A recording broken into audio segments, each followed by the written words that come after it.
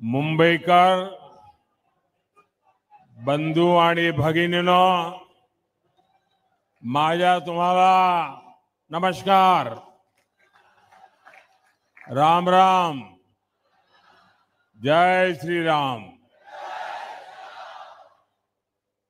मैं सिद्धि विनायक, मुंबा देवी और महालक्ष्मी के चरणों में प्रणाम करता हूं.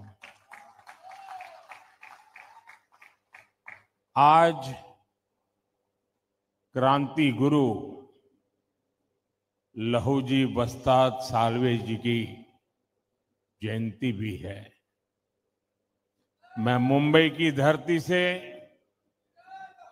लहूजी वस्ताद साल्वे जी को महाराष्ट्र की धरती के महान स्वतंत्रता सेनानियों को श्रद्धापूर्वक नमन करता हूं. साथियों, आज महाराष्ट्र में इस चुनाव की ये मेरी आखिरी जनसभा है. मैंने इस दौरान पूरे महाराष्ट्र का दौरा किया है. विदर्भ, मराठवाड़ा, पश्चिम महाराष्ट्र, उत्तर महाराष्ट्र, कोंकण, हर क्षेत्र के लोगों से मेरा संवाद हुआ और अब मैं आमची मुंबई में हूं.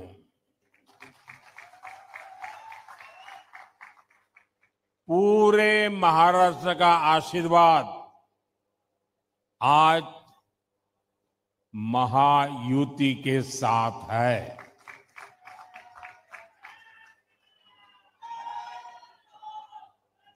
आज हर और एक ही आवाज है, भाजपा महायुति आहे तर गती आहे, महाराष्ट्राची प्रगती आहे. साथियों, महाराष्ट्र की धरती से हर युग में नए चिंतन की नई धाराएं निकली है. यहां से संत ज्ञानेश्वर, संत तुकाराम, संत नामदेव जैसे संतों ने, विद्वानों ने समाज को दिशा दिखाई. यहीं से छत्रपति शिवाजी महाराज हिंदवी स्वराज का संकल्प देश को दिया. लोकमान्य तिलक और गोखले जी जैसी महान हस्तियों ने देशभक्ति की अलग जगाई. आज महाराष्ट्र में एक तरफ महायुति की विचारधारा है जो इस विरासत पर गर्व करती है. दूसरी तरफ एक सोच महाअगाड़ी की भी है जो महाराष्ट्र के गौरव को लगातार अपमानित कर रही है. महाअगाड़ी के लोग तुष्टीकरण के गुलाम हो चुके हैं. ये वो अगाड़ी है जो राम मंदिर का विरोध करते हैं. ये वो अगाड़ी है जो वोट पाने के लिए भगवा आतंकवाद का शब्द गढ़ते हैं. ये वो अगाड़ी है जो आए दिन वीर सावरकर का अपमान करते हैं. ये वो अगाड़ी है जो कश्मीर में 370 की वापसी के लिए प्रस्ताव पारित करते हैं. ये कश्मीर में बाबा साहब आंबेडकर का संविधान लागू करने का विरोध करते हैं. साथियों, राजनीति में एक दूसरे पर वार पलटवार करना समझ में आता है, लेकिन जब बात देश की उपलब्धि की हो तो हर राजनीतिक दल का कर्तव्य है कि वह देश को अपने दल से ऊपर रखे।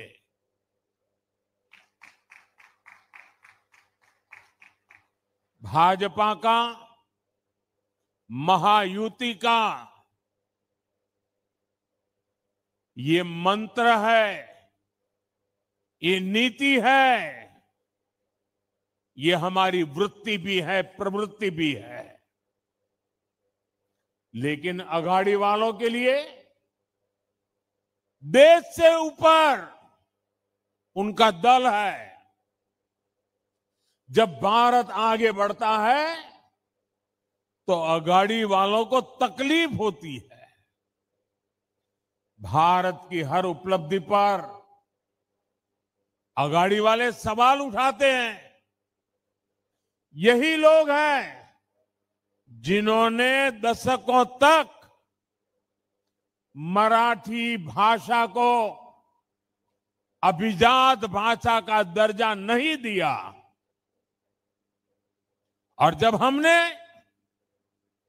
मराठी भाषा को ये सम्मान दिया तो इन्हें सांप सूंघ जाता है। इसलिए आपको महाअघाड़ी वालों की राजनीति से, उनके इरादों से बहुत सावधान रहना है। साथियों, मुंबई सपनों का शहर है तो महायुति सपनों को सिद्ध करने वाला गठबंधन है। देश का गरीब, मध्यम वर्ग और सामान्य मानवी, जिसे दशकों तक खुलकर सपने देखने का भी मौका नहीं मिला, आज उसके सपने पूरे हो रहे हैं। हमारी सरकार ने स्टार्टअप इंडिया अभियान शुरू किया। आज मुंबई में बड़ी संख्या में स्टार्टअप आ रहे हैं। वो गरीब जिसे पहली बार पीएम आवास योजना में पक्का घर मिला है, वो मिडिल क्लास जिसे कम ब्याज पर होम लोन मिल रहा है, रेरा कानूनों के बाद जिसे पूरे जीवन की कमाई गंवाने का डर अब खत्म हो चुका है, वो आज अपने भविष्य को लेकर निश्चिंत हुआ है। आप मुंबई के रेहड़ी पटरी वालों पर नजर डालिए।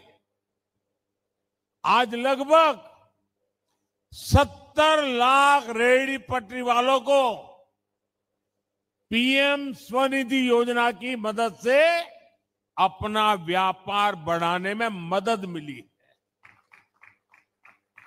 और इसका फायदा यहां मुंबई के भी हमारे 1 लाख से ज्यादा रेहड़ी पटरी वालों को मिला है। और मैं मुंबई के हमारे साथियों का आभार व्यक्त करता हूं कि 1 साल पहले मुझे इन सभी रेहड़ी पटरी वालों के कार्यक्रम में आने का अवसर मिला था, और उनके चेहरे पर जो उमंग था, उत्साह था, कुछ कर गुजरने का मादा था, वो वाकई प्रेरणा देने वाला था। साथियों, सेवा भावना से काम केवल और केवल बीजेपी और महायुति ही कर सकती है। और मैं बड़ी नम्रता पूर्वक आपको कहना चाहता हूं और आप मेरे जीवन की हर गतिविधि से मेरी बात को एक तराजू से तोल सकते हैं और इसलिए मैं जिम्मेवारी के साथ भी कहता हूं और पूरी नम्रता से कहता हूं, आपके सपने ही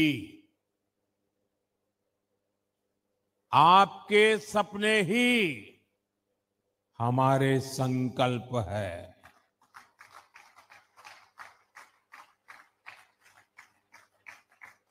मोदी आपके सपनों को जीता है, आपके सपनों के लिए जागता है और उन्हें पूरा करने के लिए जी जान से मेहनत की गारंटी देता है।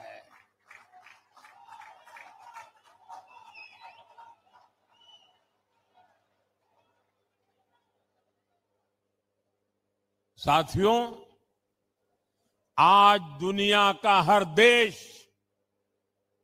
अपने बड़े शहरों को आधुनिक बनाने में लगा है। मुंबई के लिए यही सपना बीजेपी और महायुति ने देखा है। आज हर मुंबईकर देख सकता है कि हम कितने बड़े स्केल पर विकास कार्यों को आगे बढ़ा रहे हैं। हमारी सरकार मुंबई को कनेक्टिविटी की हर परेशानी से मुक्ति दिलाना चाहती है और शिंदे जी ने और देवेंद्र जी ने अभी विस्तार से इसका वर्णन भी किया है। आज मुंबई में लाखों करोड़ रुपए की परियोजनाएं चल रही है। मेट्रो लाइन हो, लोकल ट्रेनें हो, मुंबई और आसपास के शहरों को जोड़ने वाले पुल हो, महामार्ग हो, एयरपोर्ट हो, हर दिशा में तेजी से काम हो रहा है। साथियों, हमारे देश में आजादी के बाद दशकों तक केंद्र में कांग्रेस की सरकार रही। यहां भी दशकों तक कांग्रेस की सरकार रही, लेकिन मुंबई को लेकर इन्होंने कोई फॉरवर्ड प्लानिंग की परवाह ही नहीं की। नतीजा यह हुआ कि हमारी मुंबई लगातार पिछड़ती चली गई।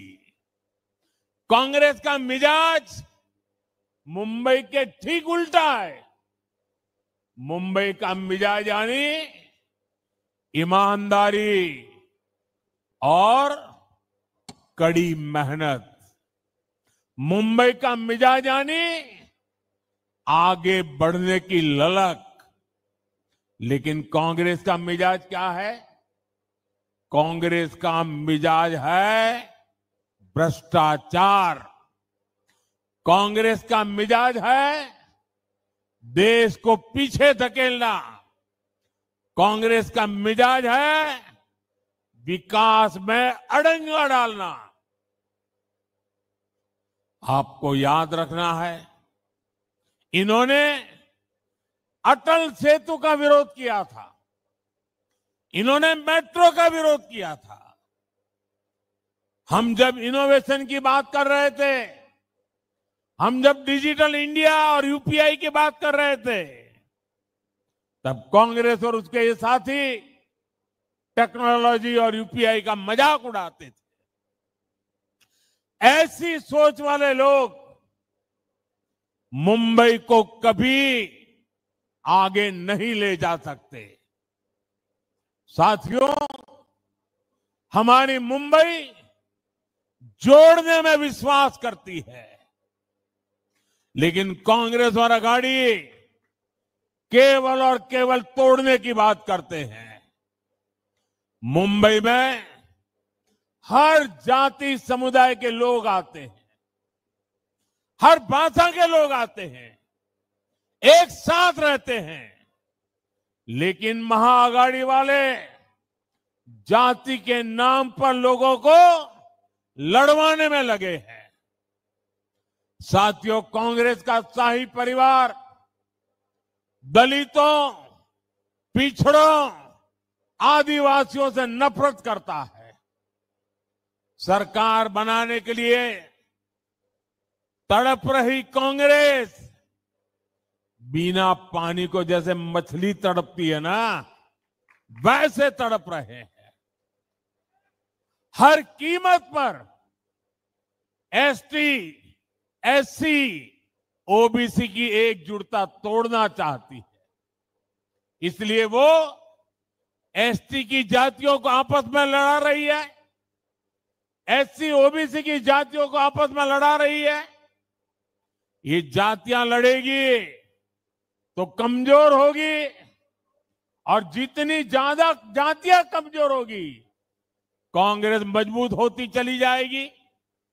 मजबूत कांग्रेस सरकार में आकर एसटी, एससी, ओबीसी की उनको तबाह करेगी, आपका आरक्षण छीन लेगी। और इसलिए ही मैं बार बार कह रहा हूं, आज इस बात की सबसे ज्यादा जरूरत है। जिस प्रकार से अघाड़ी के लोग कारनामे कर रहे हैं, जिस प्रकार से कांग्रेस के शाहजादे देश में तबाही की भाषा बोल रहे हैं, तब आज एक बात बहुत जरूरी हो गई है, और वो है, एक है तो सेफ है, एक है तो, एक है तो, एक है तो। मुंबई तो बाला साहब ठाकरे के सिद्धांतों का शहर है। मुंबई स्वाभिमान का शहर है। लेकिन अघाड़ी में एक ऐसा दल है जिसने बाला साहब का अपमान करने वाली कांग्रेस के हाथ में अपना रिमोट कंट्रोल दे दिया है। और इसलिए मैंने इन्हें चुनौती दी थी कि कांग्रेस के मुंह से, कांग्रेस के शहजादे के मुंह से बाला साहब ठाकरे की प्रशंसा के लिए कुछ बात जरा बुलवा के दिखा दीजिए। अरे एक बार तो कांग्रेस के शाहजादे से मुंह से निकलवाइए, हिंदू हृदय सम्राट बाला साहब ठाकरे।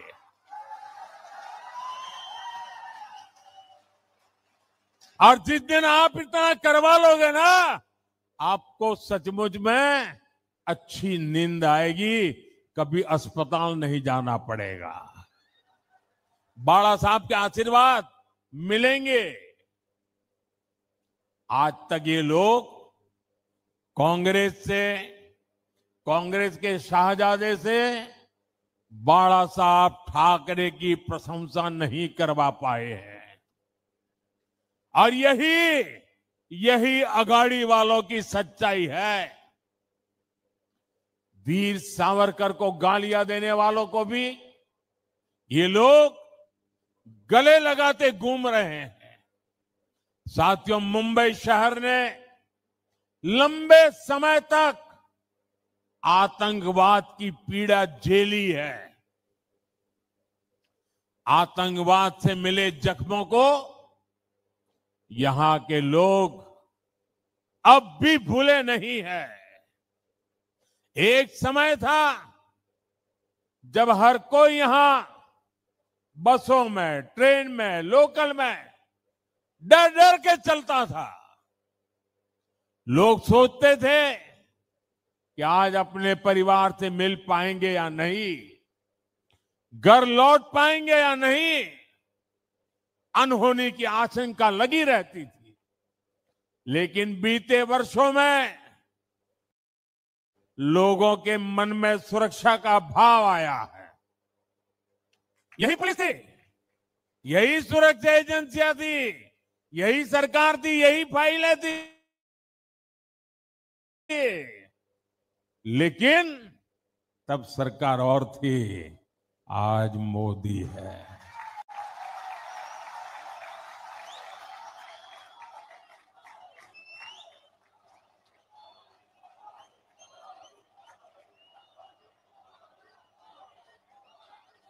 आपको सोचना है कि क्यों जब कांग्रेस सरकार थी तो मुंबई समेत देश भर में आतंकी घटनाएं होती रहती थी।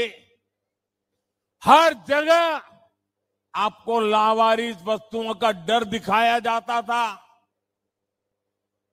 बस में, ट्रेन में बैठते ही सूचना आती थी कि कोई लावारिस बैग तो नहीं पड़ी है, कहीं कुकर तो नजर नहीं आ रहा है, कहीं टिफिन बॉक्स तो नजर नहीं आ रहा है। अगर दिखता है तो तुरंत पुलिस को जानकारी दीजिए, ऐसा कहा जाता था। अब ये सब बंद हो गया कि नहीं हो गया? ये सब गया कि नहीं गया? आज देश में मोदी की सरकार है। आतंक के आकाओं को पता है, अगाड़ी वालों को हो या ना हो, भारत के खिलाफ कुछ किया, मुंबई के खिलाफ कुछ किया, तो मोदी पाताल में भी उन्हें छोड़ेगा नहीं।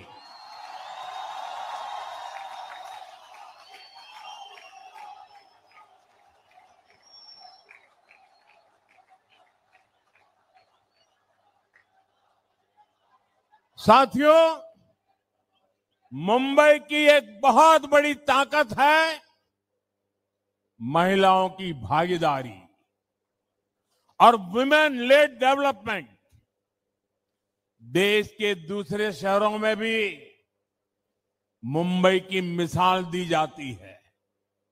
आज स्टार्टअप्स को लीड करने से लेकर ड्रोन दीदी की भूमिका निभाने तक महाराष्ट्र की महिलाएं देश को दिशा दिखा रही है।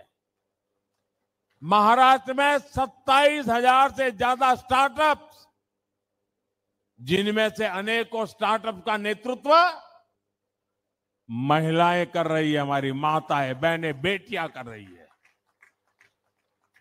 देश भर में 70,000 से ज्यादा ऐसे स्टार्टअप्स हैं जिनमें कम से कम एक महिला डायरेक्टर के रूप में उसका नेतृत्व कर रही है।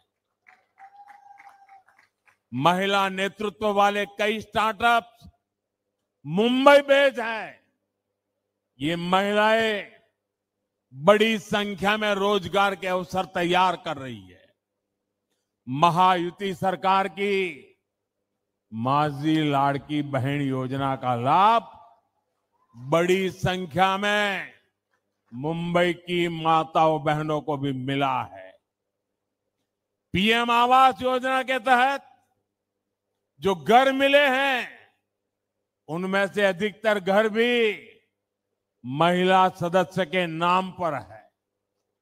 इससे महिलाओं के सामाजिक आर्थिक सशक्तिकरण में तेजी आई है।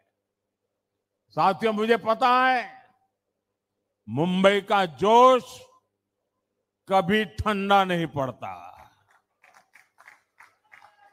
और मुंबईकर अपनी जिम्मेदारी पूरी जी जान से निभाते हैं। और इसलिए 20 तारीख को रिकॉर्ड मतदान की जिम्मेदारी मैं आप सब मेरे साथियों को देकर के जाता हूं।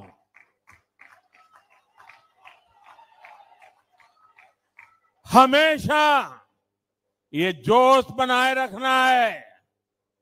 हमें महायुति के सभी उम्मीदवारों को भारी बहुमत से विजयी बनाना है और आपको मुंबई में महायुति की नई सरकार के शपथ ग्रहण की तैयारी भी करनी है। और एक अर्थ में तो मैं कहूंगा कि मेरी चुनावी सभा कम है। आज तो मैं महायुति की सरकार जब बनेगी, नतीजे आने के 7-10 दिन में, मैं उस महायुति की सरकार की शपथ समारोह का आपको निमंत्रण देने के लिए आया हूं।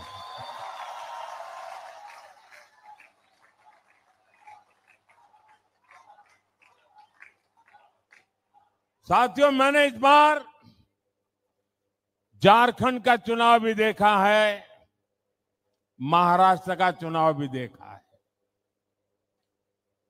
और मैं कुछ दिन पहले हरियाणा के चुनाव को भी देख रहा था। हरियाणा ने जिस प्रकार से कांग्रेस की सारी योजनाओं को चकनाचूर कर दिया, उनके सारे सपनों को तहस नहस कर दिया। जितने मुद्दे उन्होंने उठाए, हर मुद्दे को हरियाणा के लोगों ने करारा जवाब दिया। और मैं कह सकता हूं, झारखंड और महाराष्ट्र में भी हरियाणा से भी ज्यादा करारा जवाब ये महाआघाड़ी वालों को मिलने वाला है।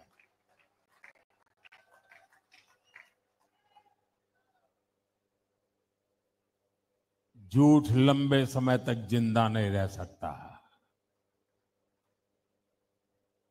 और देश की जनता ने हर झूठ को जमीन में गाड़ देने का तय कर लिया है।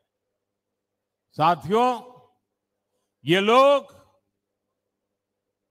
संविधान, और वो भी कोरे कागज वाला संविधान, कुछ भी नहीं लिखा हुआ ऐसा संविधान,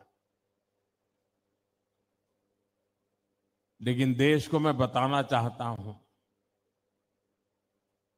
इस देश के लिए शर्म की बात है, हम सभी देशवासियों के लिए शर्म की बात है कि आजादी के बाद 6-7 दशक तक बाबा साहब आंबेडकर का संविधान जो हम सबको चलाता था, वो बाबा साहब आंबेडकर का संविधान पूरे हिंदुस्तान में लागू नहीं हुआ था। और ये बात ये कांग्रेस वालों ने छुपाए रखी थी। इस देश में जम्मू कश्मीर में बाबा साहब आंबेडकर का संविधान नहीं चलता था। वहां विधान अलग था, वहां प्रधान अलग था और वहां का निशान भी, झंडा भी अलग था। 6-6, 7-7 दशक तक बाबा साहब का अपमान इन्होंने किया था। 370 की ऐसी दीवार खड़ी कर दी थी कि बाबा साहब आंबेडकर का संविधान जम्मू कश्मीर में घुस ही नहीं सकता था। जब आपने मोदी को सेवा का अवसर दिया, ये 370 को हमने जमीन में गाड़ दिया है।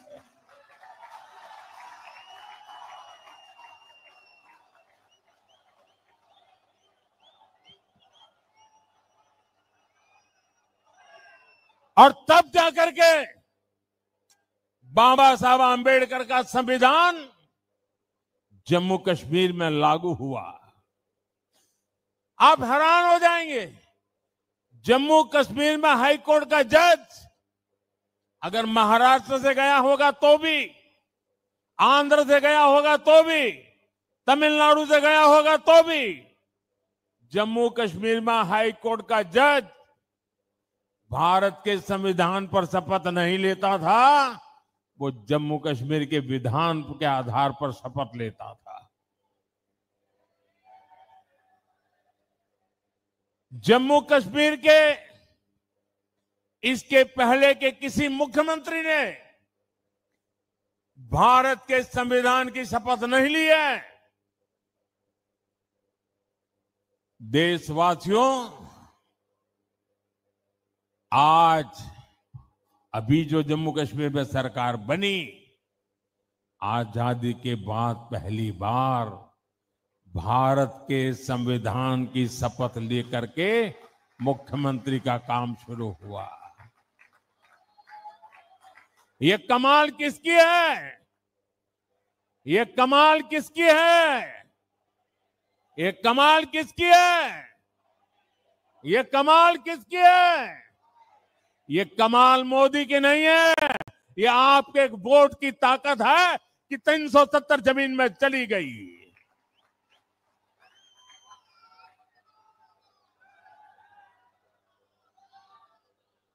और इसलिए आपके वोट की ताकत को समझ के फिर से एक बार मुझे महाराष्ट्र की सेवा करने का मौका दीजिए। मुझे आपके सपनों के लिए जी जान से जुटने का अवसर दीजिए। और इसलिए मुझे महायुति का साथ चाहिए। आपके सपने पूरे करने के लिए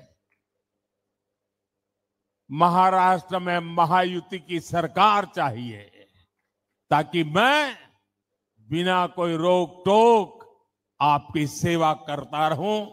इसीलिए मैं आज आपसे आशीर्वाद मांगने आया हूं, महायुति के लिए आशीर्वाद मांगने आया हूं। मेरे इन सभी साथियों के लिए आपका आशीर्वाद मांगने आया हूं। मेरे साथ बोलिए, भारत माता की, भारत माता की, भारत माता की। बहुत बहुत धन्यवाद।